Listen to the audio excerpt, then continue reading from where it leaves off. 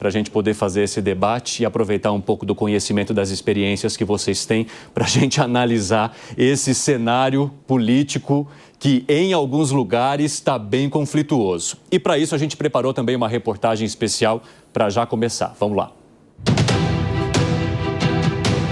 Em ano eleitoral, as pesquisas de intenção de voto voltam com tudo ao vocabulário da população. Dia após dia, elas são muito esperadas pelas campanhas dos candidatos, que aguardam os resultados para definirem novas estratégias, uma vez que são um retrato do momento em que as entrevistas são feitas. Além de mostrar a intenção de voto em cada candidato naquele momento, as pesquisas ainda retratam a opinião dos brasileiros sobre outros assuntos que permeiam o processo eleitoral, como a avaliação do atual governo, a rejeição de candidatos e o perfil com dados como gênero, renda e religião do eleitorado de cada um. As pesquisas também são esperadas por boa parte dos eleitores, que dizem que os números ajudam a garantir o voto útil e com que eles não façam uma escolha que não tenha tanta relevância no pleito. Como conta o analista de planejamento, Saulo. Acompanho com muita frequência. Toda vez que sai uma pesquisa, eu me interesso muito em fazer a leitura dela. E por que ela é importante para você? Porque me ajuda, de alguma forma, se eu quero que o meu candidato vença, eu, de alguma forma, tentar influenciar os meus amigos de alguma forma assim. Então, por exemplo, se tem um candidato que eu prefiro que não seja eleito, eu tento, de alguma forma, reforçar o que eu acredito que seja melhor para a cidade. Então, se você está num páreo duro, por exemplo, tem dois candidatos ali que você votaria e um na frente que você não gostaria, a pesquisa pode te fazer mudar, assim, de voto para chegar a quem você prefere, né? No primeiro, segundo turno, no caso. Perfeito. É o tal do voto útil. Eu já me utilizei de um candidato que eu não queria, então, obviamente, se eu ver que a outra candidato tem uma preferência, eu tento reforçar naquilo que eu prefiro. Então, sim, já votei olhando as pesquisas, com certeza. O Rui, analista de sistemas, e a advogada Nayara também ressaltam a estratégia. Eu não acho 100% confiável, mas dentro do que a gente tem possível, eu sigo ela, sim. Você acha que, claro, não é um resultado cravado, mas que dá uma direção? Dá uma direção, com certeza. E você? Sim, a minha intenção de voto é sempre baseada na minha ideologia, né? Mas é claro que a gente sempre observa as pesquisas, até para um caso de possível empate, algo do tipo, para que o nosso voto também faça diferença e traga um resultado que a gente almeja lá na frente. E o Marcos, que é engenheiro de manutenção. Normalmente eu já tenho uma preferência antecipada, né? Mas as pesquisas são sempre importantes para que a gente possa se basear em saber se o nosso candidato está apto àquela função. Você confia nas pesquisas? Sim, confio. Eu acredito que tem que ser confiado, né? Tem que ser confiável. Você acha importante, por exemplo, ter um candidato que você não quer, mas está à frente? Você faz quem está indo para frente, fazer essa conta na hora de votar com as pesquisas? Sim, não, com certeza, né? Independente de quem está na frente, é importante sempre olhar aquele que a gente já decidiu antecipadamente, né? Mas as pesquisas são sempre importantes para que a gente defina realmente, no final das contas. O Tribunal Superior Eleitoral define a pesquisa como a indagação feita ao eleitor em um determinado momento sobre a sua opção a respeito dos candidatos que concorrem em uma eleição. O TSE reforça que para que uma pesquisa seja realizada e divulgada, ela precisa seguir as regras estipuladas pela Justiça Eleitoral. Conforme o artigo 33 da Lei das Eleições, número 9.504 de 1997, entidades e empresas que realizam pesquisas de opinião pública relativas às eleições ou a candidatos são obrigadas a registrar cada uma delas na Justiça Eleitoral até 5 dias antes da divulgação. Essa obrigação é exigida a partir de 1º de janeiro do ano do pleito e é feita no Sistema de Registro de Pesquisas Eleitorais.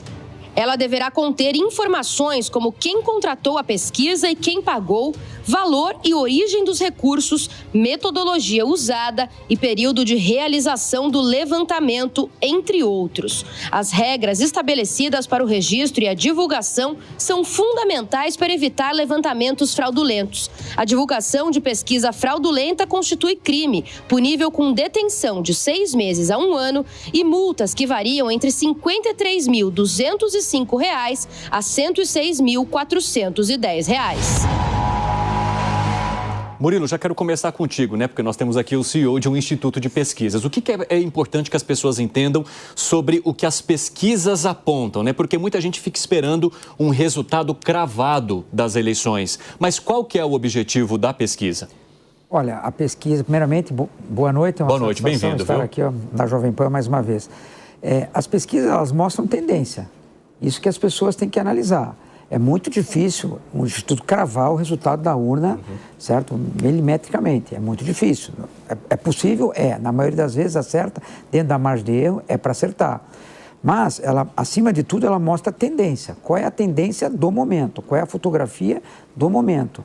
A pesquisa de hoje, a pesquisa de amanhã, ela não vai ser o resultado da urna, porque ela não é aquela fotografia do momento. Quem faz a pesquisa na sexta e no sábado, tem muito mais probabilidade de acertar o resultado de quem está fazendo a pesquisa hoje e lá na frente vai ser comparado com o resultado da urna.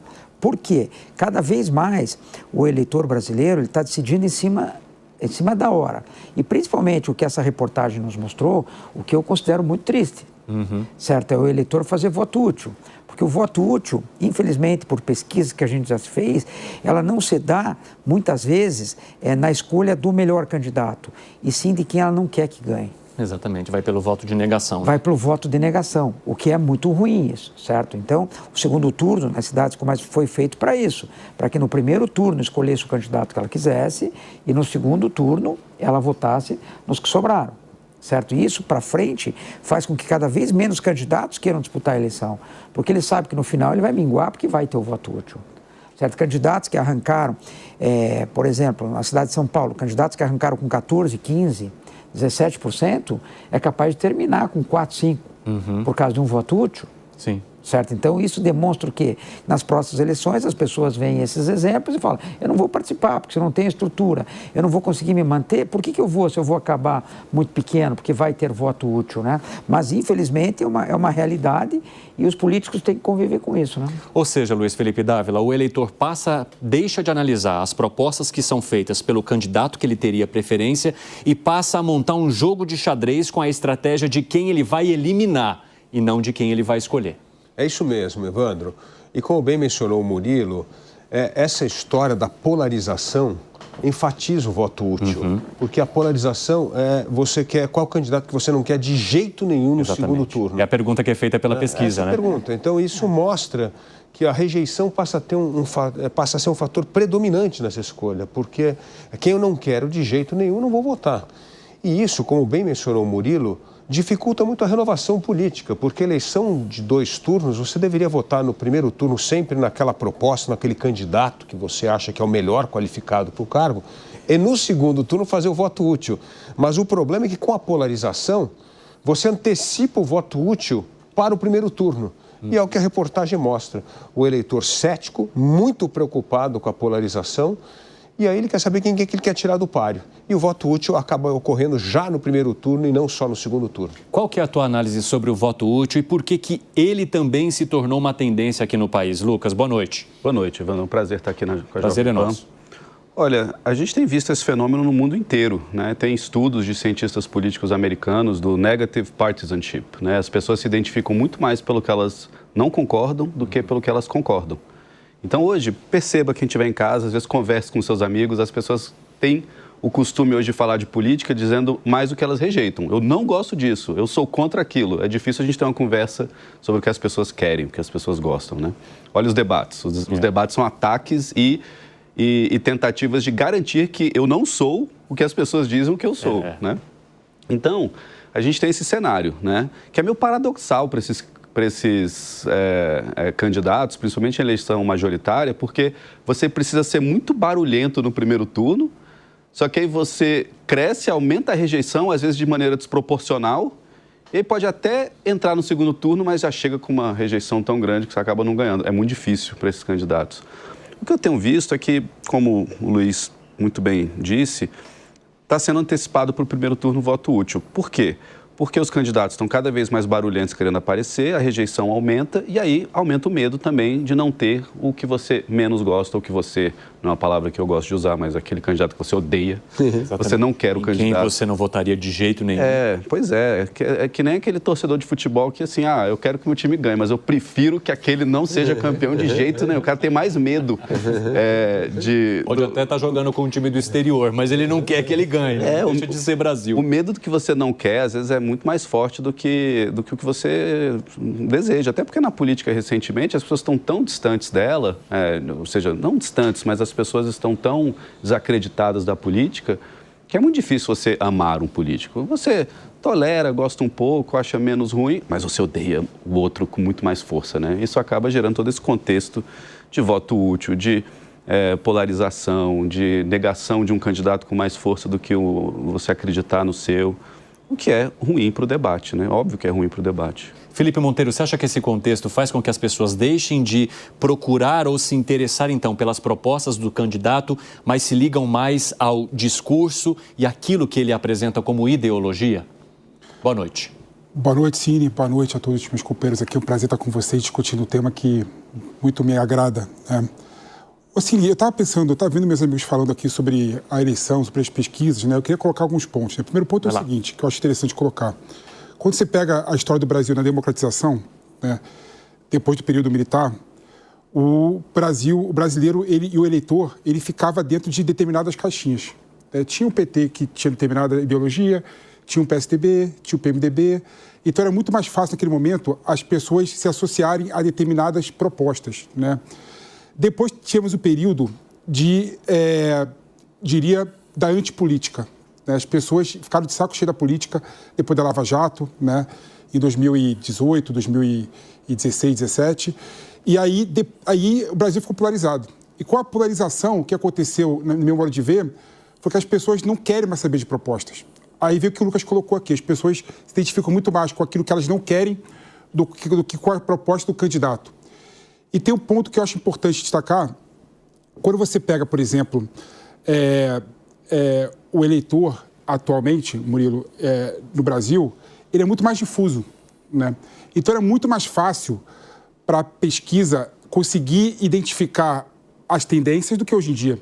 Hoje em dia, quando você vê, por exemplo, Pablo Marçal nas eleições, tinha uma rejeição baixa porque não era tão conhecido assim dentro de São Paulo. Depois ele ficou conhecido, a rejeição dele aumentou. E aí o eleitor dele migrou para determinados candidatos. Então, muito mais difícil, pela fungibilidade dos eleitores atuais, que não está ligado à proposta, né?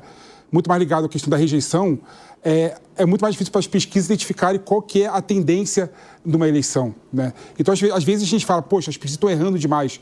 As pesquisas estão fazendo análise errada, estão fazendo metodologia errada. Na verdade, não é a pesquisa que errou. Na verdade, há uma fungibilidade e há uma difusão maior dos eleitores agora do que era no passado, né? Isso, na minha opinião, é algo que veio para ficar, infelizmente. Agora,